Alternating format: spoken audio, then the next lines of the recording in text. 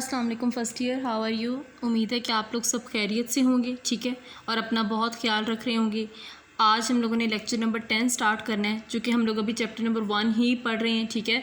तो कुछ टॉपिक्स उसके रह गए, इंशाल्लाह हम लोग जल्द उसको कंपाइल कर लेंगे, ठीक है। उसको हम लोग एंड कर देंगे चैप्टर को, ठीक है। तो आज के लेक्चर में हम लोगों ने पढ़ना है लिविंग वर्ड इन टाइम।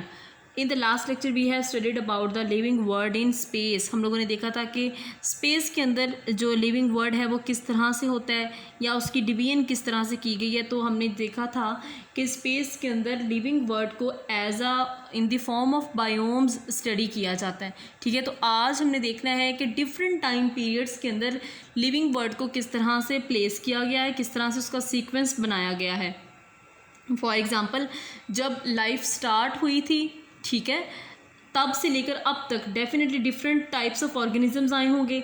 उसके अलावा बहुत सारी अडॉप्टेशंस भी आई होंगी, क्योंकि आप लोगों को ये बड़ा अच्छी तरीके से बात पता है कि जब दुनिया या ज़िंदगी स्टार्ट हुई थी तो उस वक़्त के और अब के ऑर्गेनिजम्स में बहुत डिफरेंस है, ठीक है। तब और आज के ऑर्गेनिजम्स एक जैसे नहीं हैं, तब और तरह के ऑर्गेनिजम्स थे। इट्स मीन के बहुत ज़्यादा चेंजेस आई हैं।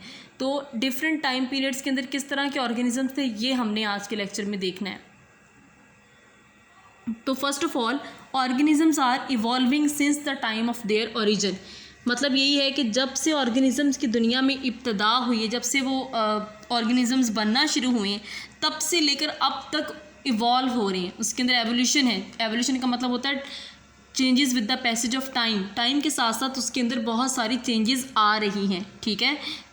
This has been found by the discovery and study of fossils which allow biologist to arrange organisms in the time sequence. अब ये हमें किस तरह से पता चला, हम अब के लोग ये डिस्कवरीज कर रहे हैं ना, तो ये हमें किस तरह से पता चला कि पहले जब दुनिया शुरू हुई थी उस वक़्त किस तरह के ऑर्गेनिजम्स थे, तो वो हमें पता चला फॉसिल्स के ज़रिए से। अब फॉसिल्स क्या होते हैं? फॉसिल्स होते हैं डेड रिमेन्स ऑफ ऑर्गेनिजम्स, ठीक है। मतलब ये है कि जो पहले के ऑर्गेनिज्म थे वो तो मर गए ना, लेकिन उनके जो रिमेन्स थे, ठीक है, वो रह गए जो ज़मीन के अंदर बरी होते गए। मरते के ऑर्गेनिज्म और ज़मीन के अंदर बरी होते गए, तो वहाँ पे ज़मीन के अंदर लेयर्स बनती गई, ठीक है। वो जो बरी होते गए ना, बरिड हो गए, ज़मीन के अंदर दफन हो गए, ठीक है, उनको हम लोग बोलते हैं फॉसिल्स। उनके ज़रिए से हमें पता चलता है कि कौन से टाइम में कौन से ऑर्गेनिजम्स प्रेजेंट थे, और बायोलॉजिस्ट ने फिर फॉसिल्स के ज़रिए से सारी स्टडी की और ऑर्गेनिजम्स को टाइम सीक्वेंस के अंदर अरेंज किया कि किस किस टाइम के अंदर ऑर्गेनिजम्स किस किस तरह से अरेंज हो सकते हैं, कि ठीक है, ये सारी चीज़ें हम लोगों ने पढ़ते हैं लिविंग वर्ड इन टाइम। उसके बाद as geological time passes the new layers of sediments are laid down, the older organisms should be in deeper layer. Obvious सी बात है, जैसे जैसे टाइम बढ़ता गया, इंक्रीज़ होता गया, जो बहुत उससे पिछले वाला टाइम था उसके अंदर जो ऑर्गेनिजम्स थे वो ज़ाहिर सी बात है वो नीचे वाली लेयर्स के अंदर होंगे, क्योंकि लेयर्स बनाते गए ना, मरते गए ऑर्गेनिजम्स और उनकी लेयर्स बनती गई ज़मीन के अंदर, ठीक है। जो न्यू ईयर ऑर्गेनिजम्स हैं वो नई लेयर्स बनाएंगे सेडिमेंट्स की, ठीक है, तो उनके फॉसिल्स ज़्यादा फ्रेश होंगे, ज़ाहिर सी बात है। जो पुराने हैं उनके इतने फॉसिल्स फ्रेश नहीं होंगे। उसके बाद क्या होता है, in addition it is possible to date age rocks by comparing the amount of radioactive isotopes they contain. अब एक और बात, ये एक तो हमें फॉसिल्स के ज़रिए से पता चलता है कि कौन से टाइम पीरियड के दौरान किस तरह के ऑर्गेनिजम्स पाए जाए थे। दूसरा एक और तरीका है, वो है रेडियो एक्टिव आइसोटोप्स की मदद से भी हम उनका टाइम पीरियड बता सकते हैं, ठीक है। अब होता क्या है कि जितने भी ऑर्गेनिजम्स ज़मीन के अंदर अब वो दफन हो गए, फॉसिल्स बन गए, उसके अंदर मुख्तलिफ़ किस्म के एलिमेंट्स पाए जाते थे, ठीक है, आइसोटोप्स पाए जाते थे, ठीक है, जिससे रेडियो एक्टिव जो रेडिएशंस है वो एमिट होती थी, ठीक है। तो डेफिनेटली अब क्या होगा कि जो ऊपर वाली लेयर्स होंगी, जो न्यूयर लेयर्स होंगी, ठीक है, उसके अंदर जो रेडियो एक्टिव आइसोटोप्स हैं वो ज़्यादा एक्टिव होंगे, ठीक है, क्योंकि वो अभी नए नए हैं, ठीक है। तो जो पुराने बहुत ज़्यादा सालों पुराने, उनके अंदर इतने एक्टिव नहीं होंगे रेडियो एक्टिव आइसोटोप्स, ठीक है। अब क्या होता है कि older sediments layers have lesser amount of radioactive isotopes than the younger layer. यही मैंने अभी बात की, जो ओल्डर सेडिमेंट्स थे, जो पुरानी लेयर्स हैं, ठीक है, जानवरों की फॉसिल्स की, उसके अंदर रेडियो एक्टिव आइसोटोप्स की जो अमाउंट है वो कम है, ठीक है, क्योंकि टाइम बहुत ज़्यादा गुजर गया। लेकिन जो यंगर लेयर्स हैं उसके अंदर आइसोटोप्स की जो अमाउंट है वो ज़्यादा है, इससे हमें, अब देखो, इससे हम टाइम का पता लग सकता है ना कि वो पुराने ऑर्गेनिजम्स हैं उसके अंदर, क्योंकि उनकी जो रेडियो एक्टिव आइसोटोप्स हैं वो अमाउंट कम है। तो इस तरह से हम लोग टाइम पीरियड को के अंदर ऑर्गेनिजम्स को सीक्वेंस उसका बना सकते हैं। The comparison between the old layers give rise an indication of the relative age of fossils found in the rocks. समझ आई मेरी बात की? जो रॉक्स बेटा ज़मीन को ही बोलते हैं, ठीक है। रॉक्स जो दफन होती गई, ठीक है, फॉसिल्स जो हैं, उन फॉसिल्स की हम एज को बता सकते हैं आइसोटॉप्स की कंपैरिजन करके, पुराने और नए आइसोटॉप्स को, ठीक है। You can have an idea about the temporal distribution of various forms of life, both plants and animals in various geological periods. अब इन सारी चीज़ों से हम लोग ये आइडिया लगा सकते हैं कि डिफरेंट लाइफ फॉर्म्स जो हैं उसके अंदर प्लांट्स भी आ जाते हैं, एनिमल्स भी आ जाते हैं, वो किस तरह से डिफरेंट पीरियड्स ऑफ टाइम के अंदर अरेंज हुए हैं, उसकी डिस्ट्रीब्यूशन क्या है। समझ आए? डिस्ट्रीब्यूशन बोलते हैं कि किस टाइम के अंदर किस तरह के ऑर्गेनिजम्स प्रेजेंट थे। बेटा ये एक जियोलॉजिकल टाइम चार्ट है, ठीक है, तो जो कि आपकी बुक के ऊपर दिया हुआ है, लेकिन आपको मुझे लगता है कि वहाँ से समझने में मुश्किल ना हो, इस वजह से लेक्चर के अंदर मैंने ये वाला टाइम चार्ट बनाया है, ठीक है। ये ज़्यादा आसान होगा आपको इसमें समझने के लिए। अब आप लोग नीचे से स्टार्ट करेंगे ज़रा। अब इसके अंदर बेटा है क्या, पहले मैं आपको ये बताते चलूँ।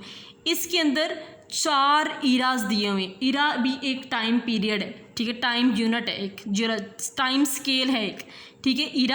ईरा के छोटा जो होता है, ठीक है, यूनिट वो होता है पीरियड्स, ठीक है। ईरा के अंदर डिफरेंट पीरियड्स होते हैं, ठीक है। 4 ईराज दिए हुए हैं जिसके अंदर है proterozoic, paleozoic, mesozoic and cenozoic ईराज।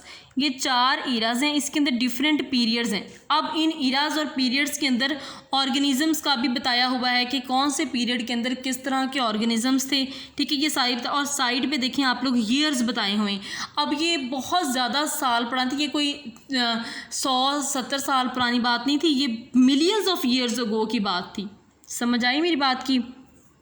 अब देखें को जो बहुत पहले ऑर्गेनिज्म थे वो कितने साल पहले के थे, नीचे सबसे देखें वो 650 मिलियन ईयर्स अगो की बात है, 650 मिलियन ईयर्स साल पहले की बात है। और तब ऑर्गेनिजम्स किस तरह के थे, इधर देखें ज़रा। First skeleton elements, first soft bodied metazoans, उसके बाद फर्स्ट एनिमल ट्रेसेस, पहले जो एनिमल ट्रेसेस थे, ठीक है, और सॉफ्ट बॉडीड एनिमल्स थे बहुत। इस वजह से तो बेटा आप पता है क्या, जो सॉफ्ट बॉडीड एनिमल्स थे जिनकी बॉडी बहुत सॉफ्ट थी, वो अब सबसे डीपर लेयर्स में है, क्योंकि वो तो बहुत पुरानी बात है, जब दुनिया शुरू हुई थी, तो उनके फोसिल्स मिलना अब बहुत मुश्किल बात है, क्योंकि वो तो बहुत पुरानी बात थी, ठीक है। उसके बाद जैसे जैसे पीरियड बढ़ता गया, टाइम आगे बढ़ता गया, फिर फोसिल्स मिलना थोड़ा आसान हो गया। अब ये कौन से ईरा के अंदर थे, ये लेट, इसको प्रोटोजोइक ईरा बोलते हैं। समझ आई मेरी बात की? अब नेक्स्ट कौन सा ईरा स्टार्ट हो गया, पैलियोजोइक ईरा। इसके अंदर कितने पीरियड्स हैं, 1 2 3 4 5 पीरियड्स हैं, कैम्ब्रियन, ऑर्डोविसियन, साइलूरियन, डिवोनियन और उसके बाद है कार्बोनीफेरस पीरियड। समझ आई? इसका बेटा देखें आप लोग, टाइम पीरियड देखें, 300 से लेकर है 550 मिलियन ईयर्स अगो, इतना इसका टाइम पीरियड। इसके अंदर किस तरह के बेटा ऑर्गेनिजम्स आ गए, इसके अंदर फिशेस बनना शुरू हो गई, ठीक है, कॉर्डेट्स आना शुरू हो गए, पहले वास्कुलर प्लांट्स आना शुरू हो गए। उसके बाद वास्कुलर प्लांट्स वो होते हैं जिसके अंदर फ्लोएम और जाइलम प्रेजेंट होता है, ठीक है। उसके अलावा एम्फीबियंस आना शुरू हो गए। एम्फीबियंस वो जो पानी के अंदर रहते हैं, टेरेस्ट्रियल ऑर्गेनिजम्स, ठीक है, सॉरी टेरेस्ट्रियल नहीं, जो कि पानी के अंदर रिप्रोड्यूस करते हैं। उसके बाद रेप्टाइल्स आना शुरू हो गए, उसके बाद फर्न्स आना शुरू हो गए। इट्स मीन के ऑर्गेनिजम्स के अंदर जो है वो डाइवर्सिफिकेशन आ गई। उसके अलावा इवोल्यूशन के ज़रिए से, एवोल्यूशन के ज़रिए से जो चेंजेस आना शुरू होगी।